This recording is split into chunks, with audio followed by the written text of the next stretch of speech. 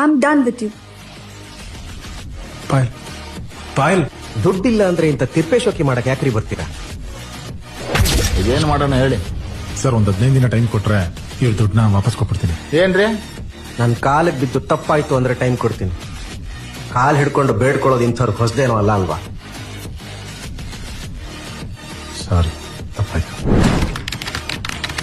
ಕಾಲಕ್ಕೆ ಬಿಟ್ಟು ಟೈಮ್ ತಗೊಂಡು ಬಿಲ್ ಕಟ್ಟಿದ್ ಗಿರಾಕಿಗೆ ಮರ್ಯಾದೆ ಬೇರೆ ಕೇಳು.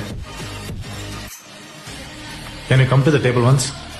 ಸರ್, ರಿಸರ್ವ್ ಆಗಿರೋ ಟೇಬಲ್ ಅಲ್ಲಿ ಬಂದು ಕೂತಿದ್ದಕ್ಕೆ ಆಚೆ ಅಡ್ವಾನ್ಸ್ ಕೊಟ್ಟು ಟೇಬಲ್ ರಿಸರ್ವ್ ಮಾಡಿದ್ದೆ ಇವರು.